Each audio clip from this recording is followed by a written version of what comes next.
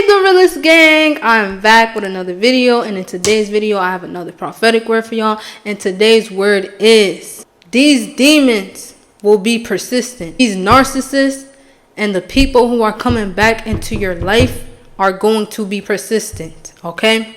And what I mean by this is, God gave me a big revelation once again, as he always does. And you know, people are starting to come back into your life, and they're like already stumbling and trying to see where to go to, like, you know, get into your life to see if you're the same old person that you were as before, the same gullible person as you were before. They're coming back to see if you're as strong as you perceive yourself to be, as they perceive you to be, whether that's online, wherever, because something about these people is that they love to stalk.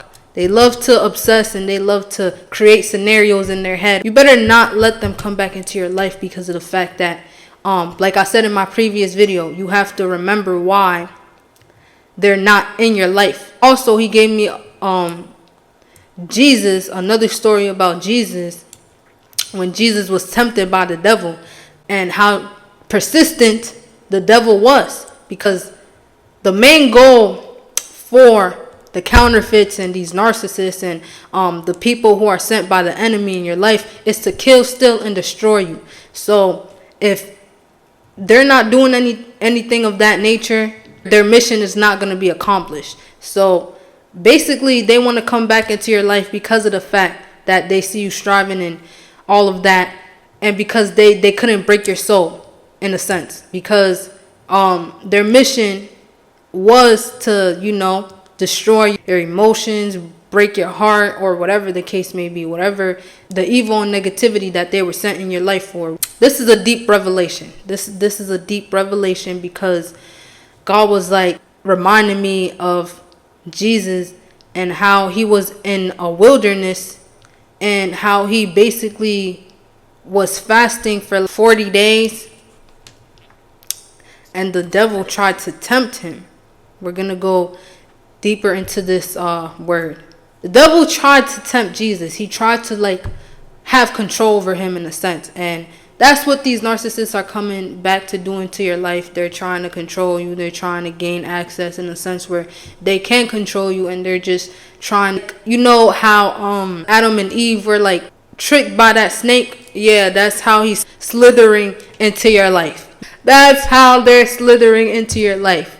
Trying to be sneaky about it, trying to be like, oh, how are you? Trying to be nice about things. But like I said in my previous video, in one of my previous videos, I said you need to learn how to hold your boundaries and stand up for yourself and not be a pushover. Because the thing about these people is that if you let them into your life, it ain't gonna change. It might be good for a week or two, but then you're gonna get the same person that you had before. So it's nothing new under the sun with these people. They're gonna act up in a way that you won't appreciate sooner or later. So you have to really be careful with these type of people. They're coming into your life for a purpose. They're coming into your life for a reason, and this reason is not per se a good reason. Okay, so we know that we have a mission as chosen ones, as people of God. We have a mission to complete on earth. We have a mission to complete on this earth, with people, with things, with ministries and all of that. We have things we have to accomplish. Just like us chosen ones, we have things to accomplish. These demons have something to accomplish for their Father. Just like we have something to accomplish for God, these narcissists and these children of Satan have something to accomplish for their Father. So it ties back to the spiritual battlefield. It's really not against us, guys. Like, it is, but it's the things in us. Like, for example, if you have the light in you, which is God, if you have God in you, these demons are going to obsess because you have that God in you, because they're seeking for that peace, they're seeking for that love, they're seeking for things of that nature because they don't have it. So when you're around, they could drain you from your joy, your light, your everything that God has given you for free that they can get, but they don't want to because they want to stay in their stubborn ways. So they rather you be the one that they sacrifice. Oh Lord Jesus, I said something there. They want to sacrifice you in that sense. They don't want to sacrifice themselves. They don't want to be out of their comfort zones and sacrifice the things that they love so much and bring them so much pleasure. They want to sacrifice you because they know how nice you are. They know that you're going to let things slide, but you have to show them this ain't that and that ain't this. You have to show them that you're not this gullible person that you used to be, that you're not this pushover that you used to be, that you're not going to let them drag you all over the mud like you used to do, like they used to do, like you let them used to do to you. Okay, guys, so let's get back to the story of Jesus and him being tempted. So God gave me this revelation, and he was like, Jesus being tempted by the devil. And basically what happened when all of this was going down. So Jesus, right, he was basically overall fasting for 40 days. That was his goal, to fast for 40 days. Hear me when I say this.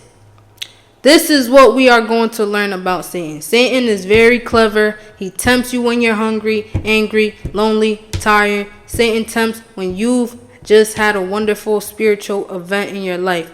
Satan tried to tempt Jesus right after Jesus was baptized. So there were a lot of times that Satan tried to tempt Jesus.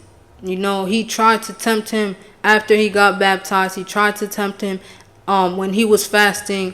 He tried to do all of these things and tell him, like, you know what, I'm going to give you this if you just do what I say. I'm going to give you this if you do this. I'm going to give you the world if you let this go, if you come and follow me. And that's basically how these narcissists are. They just want the control. They're just like their father, Satan. They just want that control. They just want to manipulate you, use you, drag you through the mud. And this is what these people are coming back to do. Their work, their job, which is to kill, steal, and destroy from you. They have no good intentions. Even though it might seemingly feel like it's good, not everything that glitters is gold, y'all. Understand that. Not everything that glitters is gold. Okay? Like I said, it might be good for the first 2 weeks, for the first month, but then it's going to go back to normal because then they feel this comfortability that they have you in this box. They have you. And you're the type of person who is sensitive. So if you're sensitive, you love hard. And when you love hard, you start letting things, slide in a sense where somebody could do something to you and you just let it be. Because you're like, oh, this person didn't mean it. Oh, you're the type of person that will make excuses for this person. And it's easy to fall in a vulnerable state with one of your exes, somebody from your past. It's easy to fall in a vulnerable state because they gonna play you with these memories. They gonna tell you like, oh, you remember this, how we was doing this, how we was so in love, how this, that, and the third. Even with friends. Friends are coming back too. I forgot to mention this. Friends coming back as well. Ex-friends, whatever. But more so the romantic relationships. Let's get back to them being persistent. How are they persistent? Because they're going to be texting you. They're going to be calling you. They're going to, even if you block them, they're going to be calling you from different numbers. They're going to be doing all of this extra stuff just to get to you. Just to get to your light. Just to get to your joy. Just to get to your happiness. If you let it. And over here it says, the book of Luke tells us that Satan tried to tempt Jesus throughout his 40 days in the wilderness. Satan knew that Jesus had gone without food for 40 days. Obviously, Satan knew that Jesus was very hungry. He was tempting him throughout the 40 days in his wilderness. And that's a lot of us right now, y'all. We're in a wilderness season where we might be lonely. We might not have friends. We might not have the things that we used to have, that made us comfortable, that made us seemingly happy. So in these 40 days, he was persistent with taking Jesus out of his calling, taking Jesus out of his path, which was to prove that he was sinless and that he was perfect and that he did have that strength. That was his purpose. So how does this relate to us? Going back to the persistency. This is how these narcissists and these counterfeits are. They don't leave you alone. They'll text you, they'll call you, they'll send flying monkeys, they'll send family members who knew you, they'll make different numbers, they'll call you from different numbers. That's another way they'll make, it's crazy. These people are crazy. Like, honestly, they need to get a life, but I'm telling y'all, so y'all could understand the warnings that I'm giving you. The third one is that they'll stalk you, they'll see what you're up to, they'll make different like social media pages, whether it's on Instagram, Facebook, Twitter, whatever. They'll go as far to email you to it goes deeper, guys. It's really crazy. It's really crazy how delusional these narcissists are and how far they'll take things. And that's exactly how the devil is towards Jesus. He was persistent those 40 days to get him off track.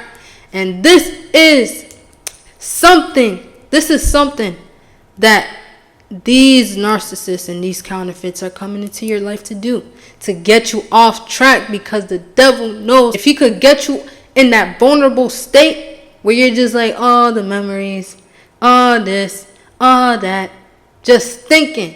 If he could get your mind first, your spirit first, it'll manifest in the physical, and then you gonna be like, oh, it's nothing. He gonna trick you, and he gonna be like whispering in your ear like, it's nothing, don't worry. They just want to talk. They just want to hang out with you in the park. They just want to do this. And then as soon as you know it, you're over here in this person's arena. You're over here crying about this person. You're over here stressing about this person. You're over here committing sins with this person that God does not desire for you. Because God does not desire no hurt, no pain, no nothing that is negative and is from Satan for you. Okay? He doesn't want none of that for you. Now, I'm not saying that things are going to be perfect in this life. Because no way in the Bible does God talk about things being perfect for us. In fact, he says, anything that forms against you shall not prosper. So, it will form against you, but it shall not prosper. So, you get where I'm going with this? It's going to form. People might come at you, talking about you, talking crazy to you, and doing all of these crazy stuff towards you. But it's not going to prosper because they going to fall in their own pit. Okay? But don't take that verse and make it like, oh, I'll see what's up with this person. Like, if they try to hurt me or, this, that, and the third, it ain't going to prosper. Because you're lying to yourself. You're lying to yourself. Okay? Don't be in denial, because these people are 10 steps ahead of you. Because who is operating in them? Satan himself and his minions. Okay? God is not operating through them. So who else could be operating through them? It's a spiritual battle for real, for real. We fight against spiritualities, spiritual wickedness, spiritual, all of that. We fight against that. We do not fight against flesh and blood. Satan, he knew that Jesus was in a vulnerable state within those 40 days. And that was when he wanted to attack. That was when he wanted to show his face. He knew what Jesus was going through. Okay? He knew it.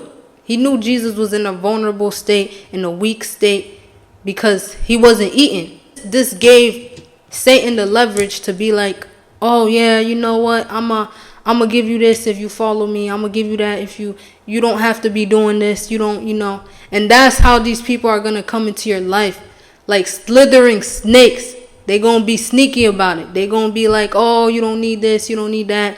You just need this and that. They gonna try to tell you what you need instead of fixing their lives. Instead of fixing their narcissism and their delusions and the things that they lie about and the evils that they think about and the negativities that they do in life. Instead of changing that, they gonna tell you, you need to do this, you need to, once again, taking that control. Taking that control. That is what the narcissist, Satan who operates through the narcissist, wants. Control. Control to know that you're not following the Most High. Control to know that you're in the wrong path, that you're damned. You're going to be damned with him. And that's why he's mad. In this season, you need to be alone. You need to do what you have to do with God, because he wants better for you. Like I'm saying throughout all of my other videos, we are generational curse breakers. And we're on a mission here as well. Their mission is to stop us. And for us to give them all the attention, to give them all the honor, to give them all the praise. Because what is it that Satan wanted to do to Jesus within those 40 days? Get that honor, get that praise, get that control. Essentially, okay? And that's what they want to do. They are persistent. Like I'm saying, we are the generational curse breakers. And we have to be on top of our game. No matter what we feel, no matter how we're feeling, no matter our emotions. Because one thing about it is that God says our emotions lead us astray. Don't lean on your own understanding. Lean on God's understanding, because our understanding will lead us astray. How many times have you gotten into a relationship and you just got heartbroken because you just let things slide? You just let your understanding of love, of what you know love for, guide you. How many times have you been disappointed and heartbroken because a friend did this or did that, because somebody came into your life and caused you to be traumatized in a sense, to be stressed in a sense, to give you all this anxiety, to give you all this negativity? How many times? Now is the time to look out for yourself. And to let God be in control. Let go and let God. Because you're going to lead yourself astray.